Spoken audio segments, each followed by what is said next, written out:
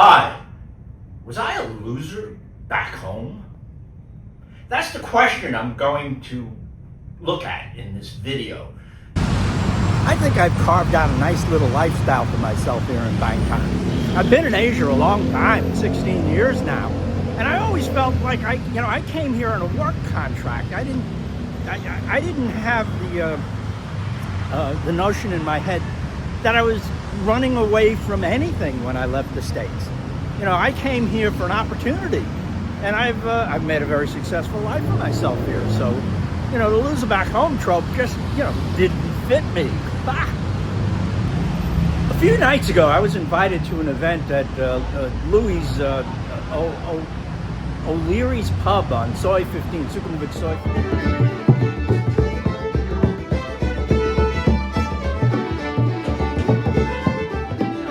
It was a meetup. That was put together by Bangkok Pat of YouTube creators. 6 YouTube creators got up and spoke. And out of that event, a really important insight into myself occurred. So this morning I'm off on what I thought would be a simple shopping chore. It's turning out to be a little bit more annoying than I thought it would be, but I'll talk about that later. So I'm on my way to Big C, the Prakannon Big C, to see if I can find a bathroom scale. Again, that's a kind of uninteresting story that I'll wrap up toward the end of the video. What I want to talk about now is what I really learned about myself, a little insight into my own kind of arrogance, actually, from a YouTube meetup last week. The YouTube meetup was a great success. We had a big crowd. There were 6 speakers. Bangkok Pat moderated it. Bangkok Louis was the host. It was a lovely evening. And afterwards, I got a lot of really positive feedback from the audience. Actually, one guy who was very gracious wrote me a note. He wrote me a thank you note. I told a very heartfelt story about how I became committed to raising my Thai stepkids. And it was, a spur-of-the-moment decision to tell that story because the other 5 guys were talking about YouTube, which was what I was going to talk about as well. But then I decided, let's give the audience a little something different. So I just spontaneously told this story about how I came to be the stepfather of 4 Thai stepkids 10 years ago. Well, now young adults. As a matter of fact, I'm going to their house tonight to celebrate my Kelly, my youngest stepdaughter. It's our 18th birthday.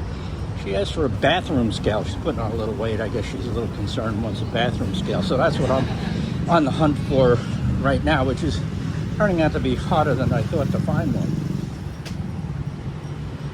But at any rate, this nice fella at the meetup wrote me a very gracious thank you note, telling me about how authentic and emotional and touching my story was about how I became the stepfather of 4 Thai kids. And it was, it's been a very meaningful thing for me. It's added more to my life than it's taken away. But what I began to think about is that, I am a good public speaker. I've done a lot of it over my lifetime in some really very big venues with hundreds of people in them, and I'm comfortable. I guess that's the point. I don't have to go on and on about it. I'm very comfortable at public speaking. Not something that everybody is comfortable at, and I've developed a skill for it.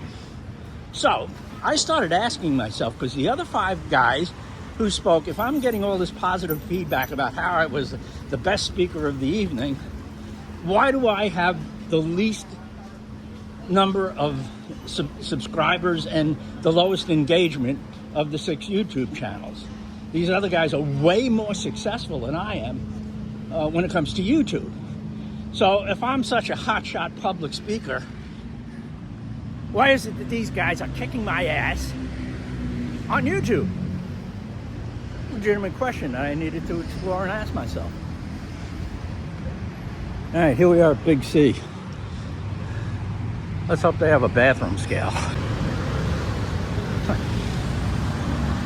So far I've been to Lotus Supercenter, a Big C Extra, and the Century Mall on North. And I've been unable to find a bathroom scale. I don't know, I guess I can make up a story about that of some sort, but I won't. I'll just give the kid some money and tell her she doesn't need a scale, that she's very beautiful the way that she is, and we'll all sing happy birthday. So that's the solution to that problem. So let's get back to my main topic here. I'm headed back home. I've given up on request for a bathroom scale. So,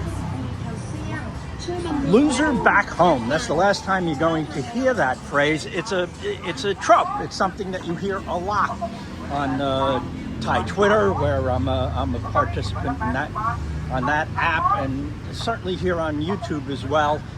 You hear stories about the loser back home types, right? So what happened is that notion had become ingrained in my head, and I was very snobbishly and arrogantly responding to that with, well, I'm not that,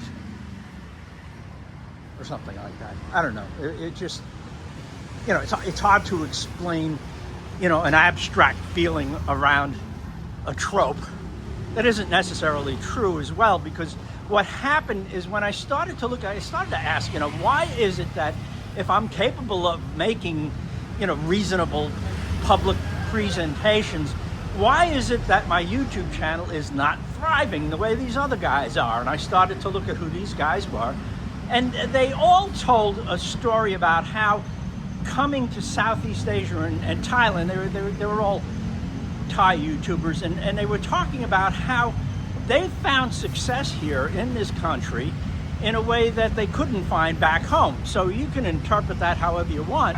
If you want to interpret it negatively, you come up with that phrase that I just discarded and I'm not going to say anymore. Or you could reframe it as opportunities that are available in this region of the world that aren't available, back where we come from. Britain, America, Australia, places like that, where it's really expensive and competitive to do stuff. So when you get old, like me and most of the other YouTubers that are doing this kind of walk and talk stuff, I could live comfortably back in the States. I actually have done pretty well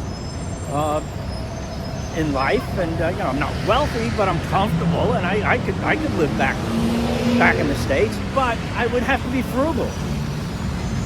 Here, because of the lower cost of living, I can enjoy the niceties of life that would not be available to me if I lived back in the States. Also, there are a number of opportunities. There are a whole lot of stories about romance. Divorced guys coming here to find romance, because the male-female relationship situation in Asia is different. There's still a lot of more traditional kind of relationships available here. There's a different attitude towards sexuality, and there's a whole lot more respect for older guys. You become kind of an afterthought back in the States. I don't want to say that I felt disrespected back there. I felt more like, well, hey, you have a nice story to tell about your history, and thanks for coming. And I don't know, I just felt like an afterthought, I suppose. There was no there was no status in being elderly in the States. As a matter of fact, that word is actually a little bit of an annoyance. It's like you're elderly, you're a senior citizen, you become a little bit more than, a little bit invisible in the larger culture. And here, there's a whole lot more respect that is directed at older people, especially successful older people. They have a status here in Asia that just doesn't exist in Western culture. Now, I don't want to get too negative on the Western culture, because it's just different. It is what it is. But people my age come here, and especially me, I was a teacher. I still do once in a while teach yoga, and being an old guy and a teacher is chock full of social respect in this culture. It's really kind of nice, right? Also, you know, the romance thing. You know, when I first came to Singapore, I came on a work contract. That was part of my arrogance. I didn't come here because I was a failure. I came here for an opportunity, yada, yada, yada, kind of fucking noise going on in my arrogant head. The truth of the matter is I kept in a 4-month work contract. I didn't like it when I first got to Singapore. It was hot, it rained every day. I didn't really love the food, you know. And what happened was I was 60 years old at the time. I had broken up with a girlfriend about 3 or 4 months prior to taking that job. That was one of the reasons it was easy for me to go. I didn't have any connections, romantic connections back at home. And to tell you the truth, I had accepted at 60 years old that part of my life was coming to a close, because the kind of women that I could attract back in the States, it was hard for me to find a woman that would hold any attraction for me. I don't want to get overly negative on bashing the ladies, but you know, that was a fact. And so I had to just accept it at 60 years old. I had done well in that realm, to tell you the truth, and it was coming to an end. And I was okay with that. As a matter of fact, I am still okay living alone. I live alone today. And I'm very happy with that. I'm a comfortable guy in my own skin. I don't need somebody to validate me. But I had relinquished the ambition to have relationships. And what happened is when I got to Singapore, where it is even less intense than it is here in Thailand or Vietnam or the Philippines, but it still does exist to a certain degree in Singapore, that young, beautiful Asian women were available to me. As a matter of fact, more than available, they were downright assertive at making their availability known. And it was like, whoa, okay. That opened up a whole new perspective on romance for me. So I didn't come here to Asia as the way a lot of men do, you know, in search of a reboot of their romantic life. But I found it anyway. And once I did find it, well, that was a major reason why while I'm still here 16 years later. So, what happened was I had made this story in my head around the YouTube channel. What happened is Saturday night and in the day afterwards, when I started looking into this question of, you know, why am I not having as much success on YouTube as these other guys when I think that I'm capable of putting together content that's reasonable and you know, so what's up with that? Why am I not having the success that they're having? And it's because I wasn't speaking to the audience. The audience for these kind of videos are guys like those 5 other YouTubers and myself, older guys who are here in Asia taking advantage of opportunities that are not available to them back home. So does that make them a you-know-what back home? No. It means that we're taking advantage of an opportunity, and that isn't available elsewhere. Let's just put it like that. And I had misconstrued that. I bought into the negative trope somehow. I mean, not consciously, but I think I was communicating that somehow in my message, in my YouTube stories, that I was somehow above that negative trope. That's not me. I was a success back home, and I'm a bigger success here. Some arrogant bullshit like that.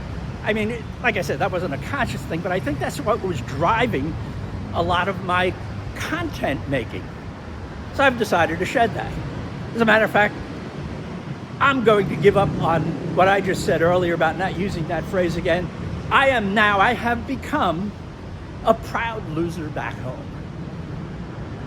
So yeah, let's see what happens. Thanks for watching.